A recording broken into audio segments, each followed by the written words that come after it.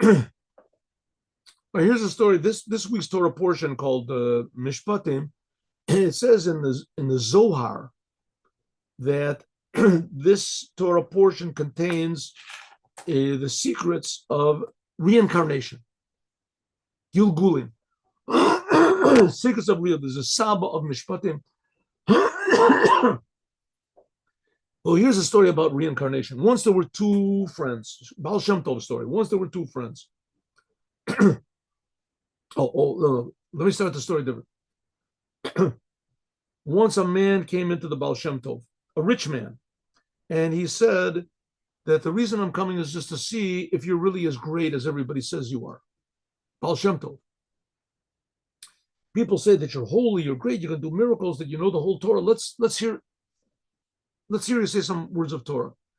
So the Baal Shem Tov is like, I can tell you a story. So a story? What am I, a baby? You're going to sleep? I want to hear some words of Torah, something that'll really knock me out. And the Baal Shem Tov said, I'm sorry, I can't think of anything offhand, but I can tell you a good story. Listen, you came here from so far away, at least listen to the story. It says, a story. That's all you got to tell me. Okay, at least I'll come away with something. So the Baal Shem Tov said, once there were two friends, bosom friends, and they opened up a business together, and they succeeded tremendously. In Warsaw. They opened up the business in Warsaw, and they succeeded tremendously. And they decided that they were going to go and see. They heard there was an opportunity. Maybe they could open up a branch or a similar thing, a similar business in Paris. So they both went together to Paris. And sure enough, they saw the opportunities were good. And with the money they had in this place, they left with a manager, whatever, in Warsaw. They left it, business go.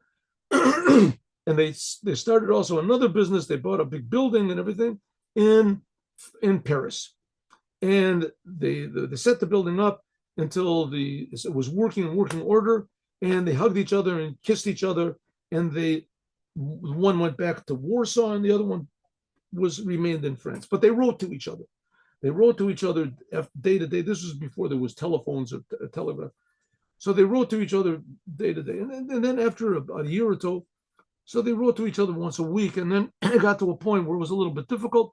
So they wrote to each other just like before the holidays. And after about 4 years, 5 years, as they almost lost contact, they would write to each other before the holidays, how are you? And this, but shorter letters became shorter.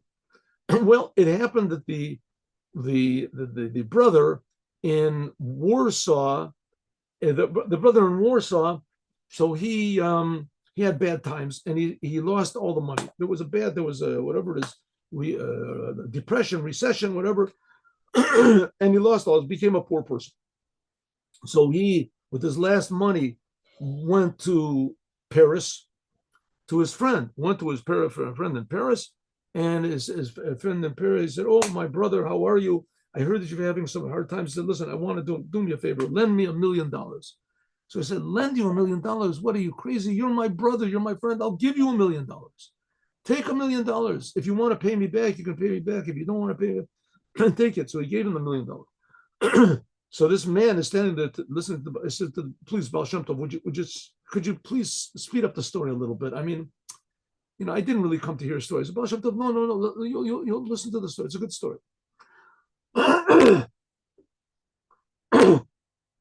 So he said, the one in the friend from Warsaw gives a big kiss to his good friend in France, and goes back to Warsaw and opens up his business, and sure enough gets back on his feet and starts succeeding.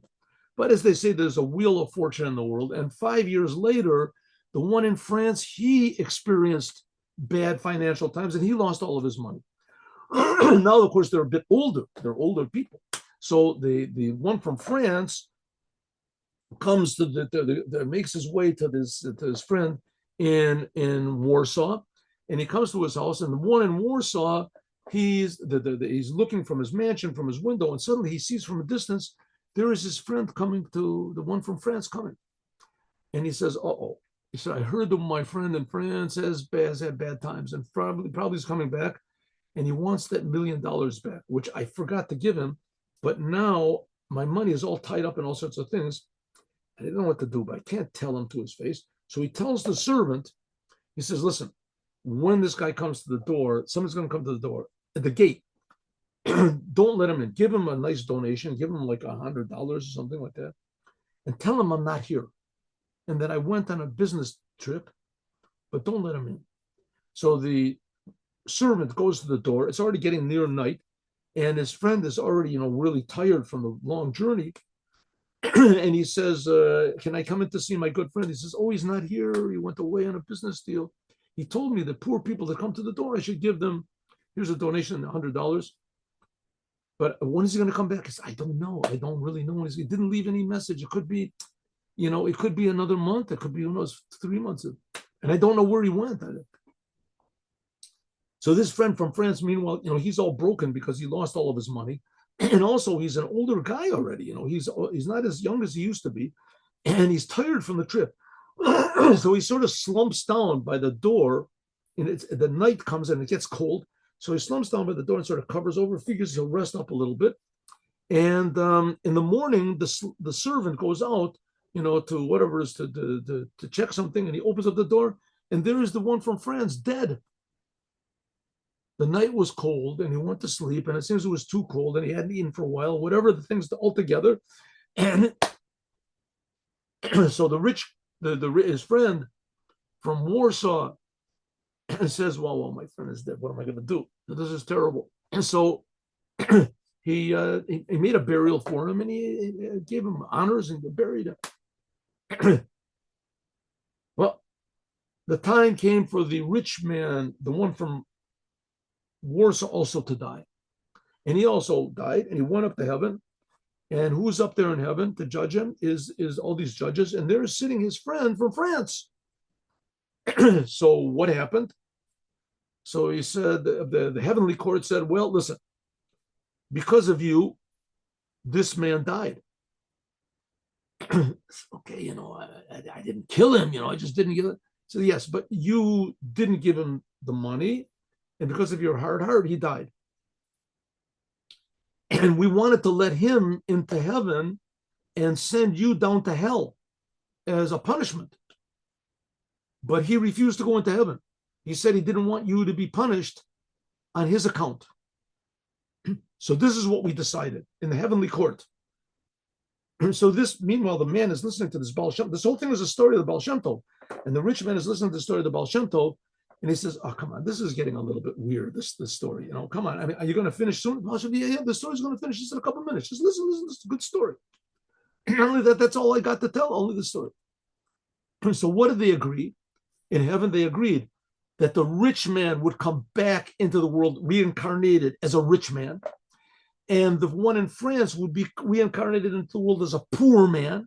And he would come knocking on the rich man's door every day. And the rich man would pay him off until he paid him off the whole amount, this $1 million. And he agreed. He agreed. So they did. They were sent down to the world, and the rich man became rich, and the poor man became poor, and he would come every day and knock on his door. Well, it happened that one day the poor man came knocking on the rich man's door, and the rich man wasn't in a good mood. He wasn't in a good mood. And he told the poor man, who this, of course, was a reincarnation of the guy he was supposed to pay back, right? So he told the poor man, get away from me. Don't bother me anymore. Leave me alone. And the poor man said, no, please, you have to give me a donation. You have to give me a donation. And the rich man got angry. He had a walking cane. He had a walking cane, and he hit the poor man on the head, and he killed him. And he realized that he killed this man, and he buried him so it ended up he killed this man twice. The same man that he didn't give money to, that died by the cold, his friend, and became reincarnated into this poor man. So it ended up he killed him twice. And then he buried him in his garden where no one would see him. And that's the end of the story. You can go.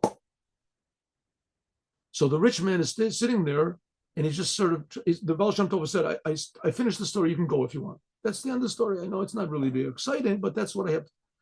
I said, you can go. He's just sitting there trembling. He says, are you okay? Would you like maybe a cup of tea or something? I can have one of my people bring the tea. He says, why are you crying? He yelled out, that was me. That was me. A few days ago, I hit someone in there. The Baal Shem Tov said, that's right. That was you. You killed the same person twice. In the previous incarnation, you killed him, he was your friend, and now you killed him again. The only solution that you have is give all your money away to charity, wander around as a poor man. Maybe that will bring you forgiveness from heaven. And that's how the Baal Shem Tov revealed the flaws of a person to himself by means of an interesting, true story. Have a good day with Mashiach now.